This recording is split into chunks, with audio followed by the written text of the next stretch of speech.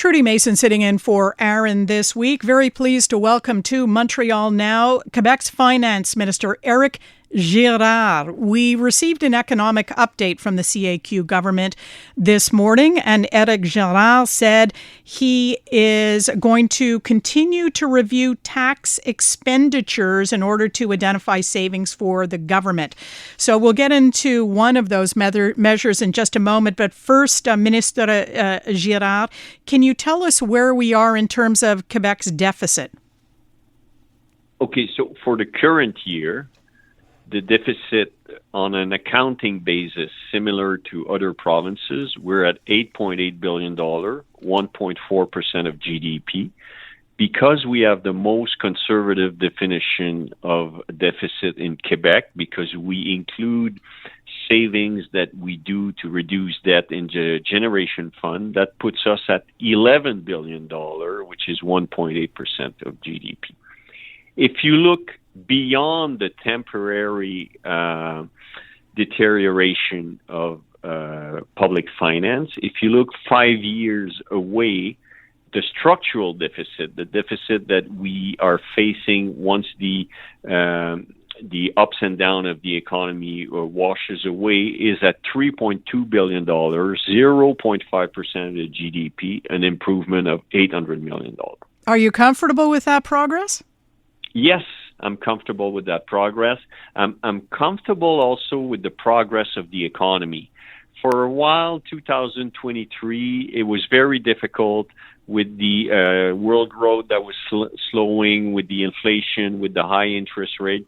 And now for 2024, we can see that lower interest rate, lower inflation are conducive to sustainable growth. So 1.2% we're revising up for this year, 1.5% for next year. Overall, we're seeing good progress on the economy, on the public finance management, and we still find a bit of money for priorities like the forest sector, housing, public transit.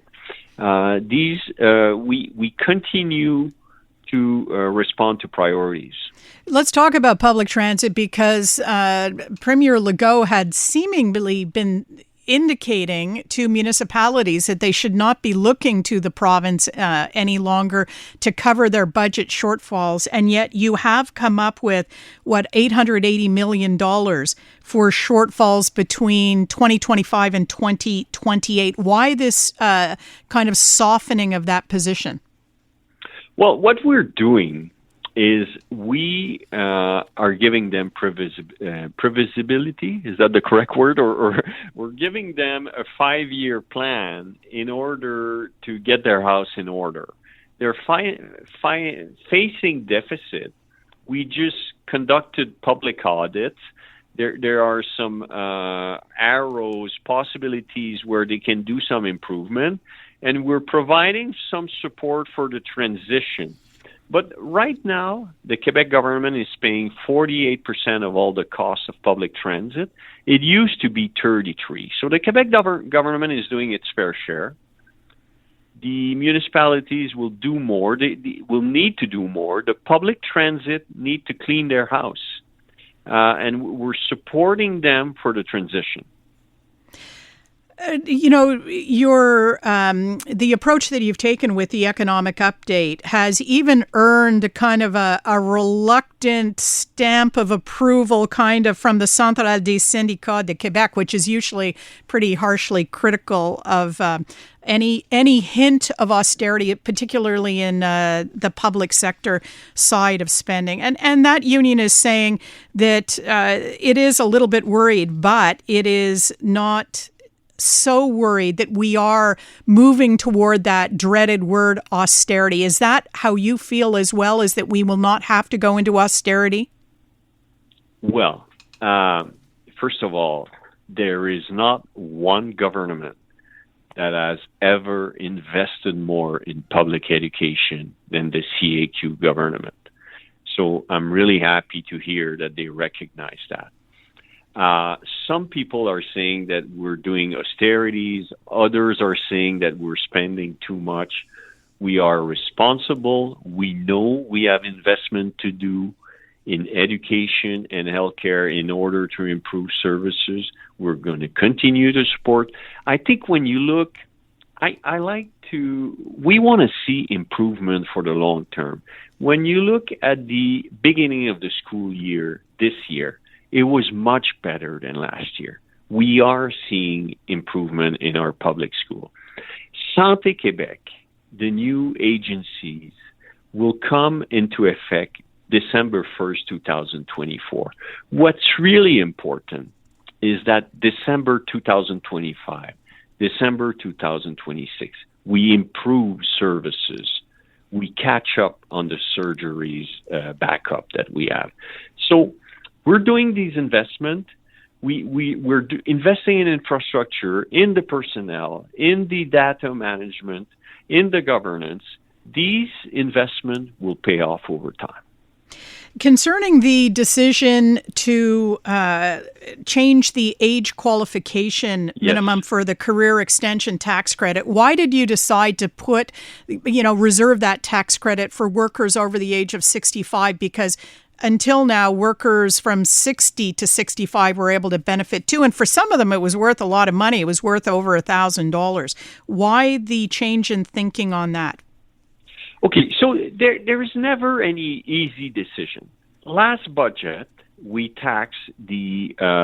reduced the tax credit for video games, special effects by 30%. Not easy decision. But these tax credits were created 30 years ago when the unemployment was 10%. It's now 5%. When I look at the tax credit for career extension, it was created in 2011 and increased by us in 2019. At that time, 2011, the retirement age was 61 years old. We wanted to push the labor force. Today, the retirement age is 65 on average. We had a participation rate in 2011 that was much lower than Ontario. We've caught up.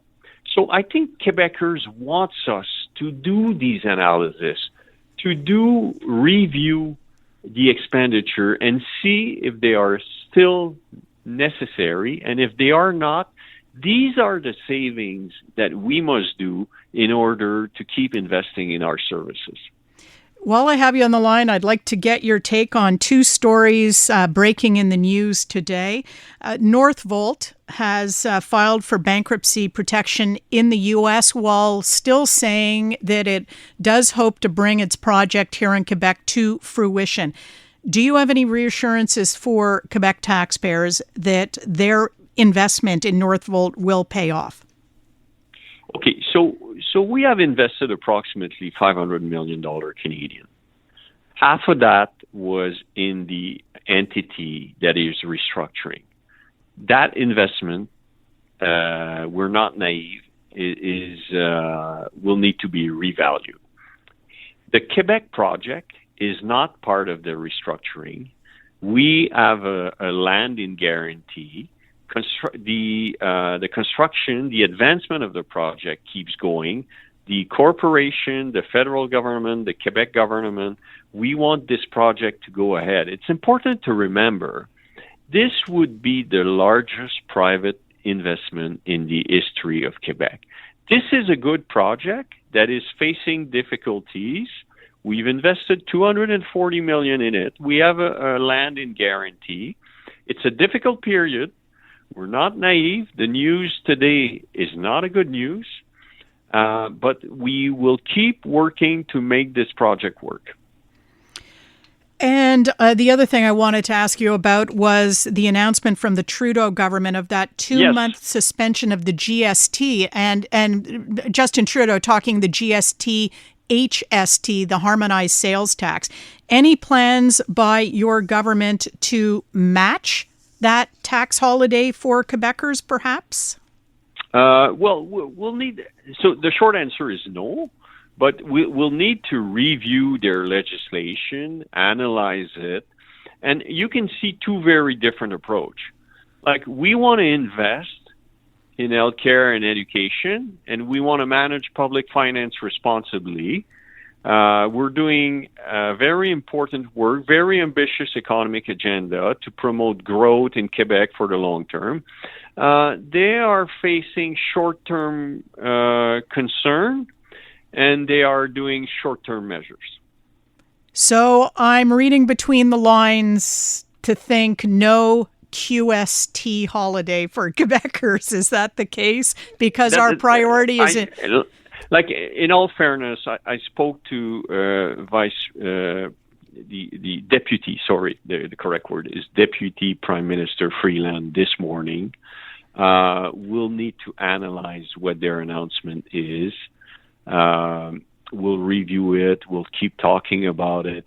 It's their announcement. It's their measure. They should explain it. And we're very confident that we're doing the right thing for Quebecers.